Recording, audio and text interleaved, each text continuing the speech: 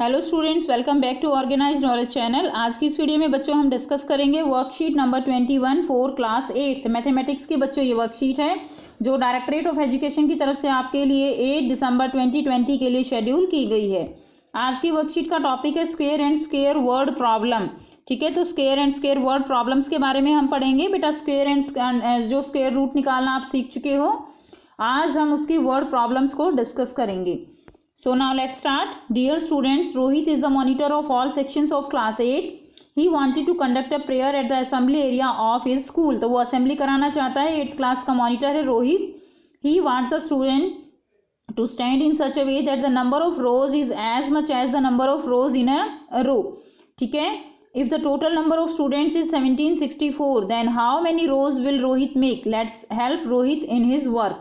तो बेटा यहाँ पर रोहित चाहता है कि वो इतनी रो बनाए, ठीक है, और जितनी वो लाइनें बनाए वो यानी यहाँ पर बच्चे कितने हैं, देखिए बच्चे यहाँ पर हैं 1764, 1764। इन सभी बच्चों को वो कुछ इस तरह से अरेंज करना चाहता है कि नंबर ऑफ रोज जो है जितनी हो उतने ही हर एक रो में क्या हो, स्टूडेंट हो। ठीक है, तो यहाँ पर इसका सॉल्यूशन किया गया है। Let's do. फर्स्ट स्टेप क्या है, according to question number of rows equal to number of student in each row, यानी उतनी ही लाइनें होनी चाहिए और हर एक लाइन में जितनी रो है उतने ही नंबर ऑफ स्टूडेंट्स होने चाहिए। टोटल नंबर ऑफ स्टूडेंट्स कितने हैं, 764। अब देखिए हम यहाँ पर मान लेते हैं let the number of student in each row, कितने हो गए, एक्स। हर एक रो में एक्स हो गए।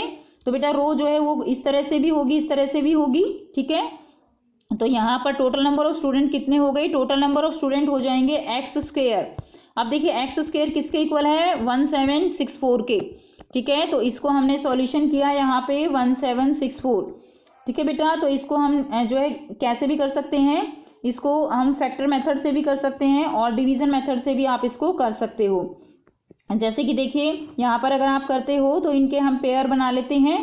तो यहाँ पर हम करेंगे 4 से करेंगे, तो देखिए 4 से करते हैं तो 4 4 जा क्या हो जाएगा हमारा 16। ठीक है, 4 तो यह 1 और उसके बाद 64 नीचे उतार लीजिए और फिर करेंगे 8 के साथ आप 2 करेंगे ना, तो यहाँ पे ये कंप्लीट डिवाइड हो जाएगा और आपका आंसर जो होगा वो कितना होगा, 42।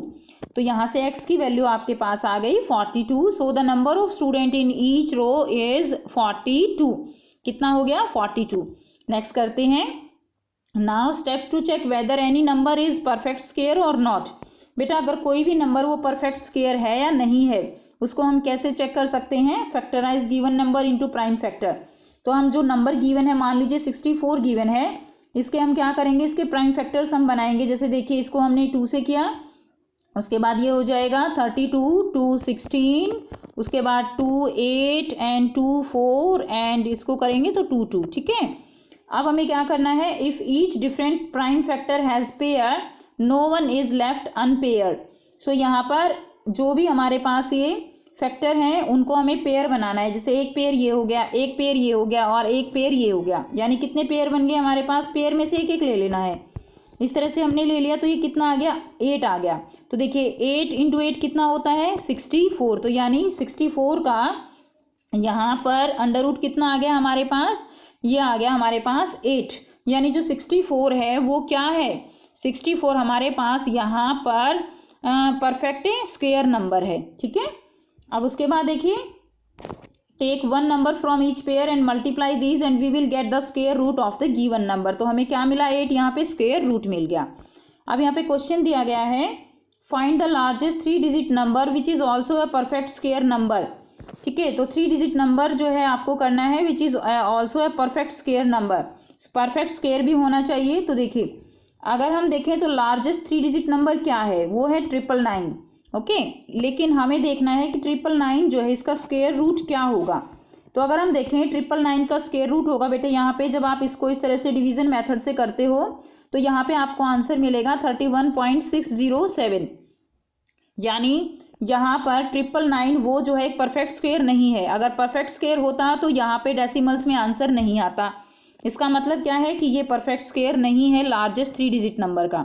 अब हम देखेंगे यहाँ पर कि अगर हम 32 का जो है यहाँ पर स्क्वायर करते हैं तो 32 का अगर हम यहाँ पर स्क्वायर करेंगे तो ये आएगा जो है 4 डिजिट नंबर में।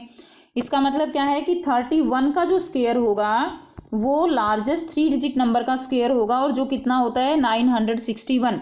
तो आंसर क्या होगा, 3 डिजिट जो नंबर है जो कि परफेक्ट स्क्वायर नंबर है वो क्या है 961। ठीक है, तो वो क्या होगा 961। अब देखिए नेक्स्ट क्वेश्चन करते हैं। What is the smallest number that can be multiplied to 68,600 to give a perfect square. आपको यहाँ पर बताना है कि स्मॉलेस्ट नंबर जो है वो कौन सा होगा जिसको अगर हम 68,600 से मल्टीप्लाई करें तो वो क्या हो जाए, वो एक परफेक्ट स्क्वायर बन जाए। ये आपको निकालना है। तो सबसे पहले क्या करेंगे, हम करेंगे इसके फैक्टर जो है फैक्टर्स बना लेंगे। तो हमने ये इसके बेटा फैक्टर बन जाएंगे। अब इसकी पेयरिंग करते हैं। देखिए ये एक पेयर बन गया, ये एक पेयर बन गया, ये और ये पेयर बन गया, 7 रह गया और 2 रह गया। इसका मतलब क्या है कि अगर हम 2 के साथ एक 2 और लगा दें, 7 के साथ एक और 7 लगा दें, तो जो नंबर आएगा इनको फिर आपस में मल्टीप्लाई करने से तो वो जो है क्या होगा, that will be a perfect square. ठीक है, इसके बाद देखिए हमने क्या किया, यहाँ पे इसके फैक्टर जो है हमने पेयर बनाए। पेयर बनाने के बाद हमने देखा कि 2 और 7, तो यहाँ पे क्या है, हमें इसको 14 से 68600 को 14 से मल्टीप्लाई करना पड़ेगा। तो जो नंबर आएगा उसके हम वो जो है क्या होगा, हमारा एक परफेक्ट स्क्वायर होगा। ठीक है, so 14 is the required smallest number. Multiply by 2 and 7 14 to get 68,600 as a perfect square number. So हमने पेयर बना दिए। उसके बाद हमें क्या मिला, उसके बाद हमें मिला 980। ठीक है, परफेक्ट स्क्वायर में से एक एक हमने लिया, सबको मल्टीप्लाई कर दिया, उसके बाद हमें मिला 980 जो है यहाँ से मिलता है। ओके, अब हमें यहाँ पर देखिए 3 क्वेश्चंस दिए गए हैं जो हमें सॉल्व करने हैं। और बेटा ये जो वर्ड प्रॉब्लम होती हैं इनका मेन क्या है कि आपको ये बार बार पढ़ के देखनी होती हैं, तभी आपको ये समझ आती हैं। तो इनको आप बार बार स्टेटमेंट को ज़रूर रीड कीजिए, तभी आपको ये क्लियर होंगी। फर्स्ट देखिए, 3156 plants are to be planted in a garden in such a way that each row contains as many plants as the number of rows. Find the number of rows and number of plants in each row. तो बेटा यहाँ पे देखिए total जो है plants कितने given है 3156। ये प्लांट्स गार्डन में कुछ इस तरह से प्लांट करने हैं कि जितनी रो में आप प्लांट्स लगाएं उतने ही उसके अंदर क्या होने चाहिए, यानी जितनी रो होंगी उतने ही प्लांट एक रो में होने चाहिए। ऐसा ही आंसर आप इस तरह से करेंगे जैसा हमने अभी ऊपर ये सॉल्व किया था। सो आइए बेटा इसको सॉल्व कर लेते हैं। सो यहाँ से करेंगे, टोटल नंबर ऑफ प्लांट्स हैं 3156। Let number of plants in each row कितना है x। तो बेटा टोटल नंबर ऑफ प्लांट्स क्या हो जाएंगे x स्क्वायर। x स्क्वायर किसके इक्वल है 3156 के। टोटल नंबर ऑफ प्लांट्स तो हमारे गिवन है ना, इसकी वैल्यू को हम इसके इक्वल रख सकते हैं। अब x जो है किसका होगा, इसका अंडर रूट हो जाएगा। हमने इसको सॉल्व किया डिवीजन मेथड से, हमने यहाँ पर सॉल्व किया तो हमें यहाँ पर क्या मिला, देखिए हमने पहले इसकी पेयरिंग करी तो 31 जो है यहाँ पे 5 को 5 से मल्टीप्लाई किया 25 आया। 5 में 5 जो है ऐड कर दीजिए 10 हो गया, और 5 हमने ऊपर लिख दिया। उसके बाद हमने यहाँ पे लिखा 6 और यहाँ पे फिर हमने 6 से मल्टीप्लाई किया तो हमारे पास आ गया 636। उसके बाद देखिए यहाँ पे क्या हो गया, हमारे पास जो है हमने डेसिमल पुट किया। उसके बाद हमने एक और पेयर यहाँ से ले लिया, इसके बाद 0 लगा के हम आगे इसको सॉल्व करने के लिए हमने 0 यहाँ पे पेयर नीचे उतार लिया। 106 में 6 ऐड किया तो कितना आ गया 112, और एक साथ लगा के और ये आ गया 1121। उसके बाद देखिए बेटा इसको सॉल्व कर लीजिए, ये काफ़ी इजी है, आप पहले भी कर चुके हो। उसके बाद 1121 में एक ऐड कर दीजिए 1122, इसको 7 से मल्टीप्लाई कीजिए और ये आ गया आपका 78,589, और इस तरह से हमने 2 डेसिमल तक ये आंसर निकाल लिया।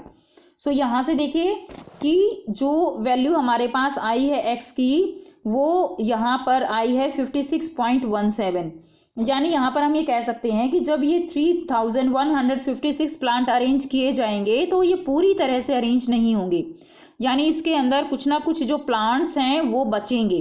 ठीक है ना, क्योंकि देखिए 55 का अगर हम स्क्वायर करते हैं तो हमारे पास जो आती है नंबर वो क्या आता है 3025, और 56 का करते हैं तो 3136।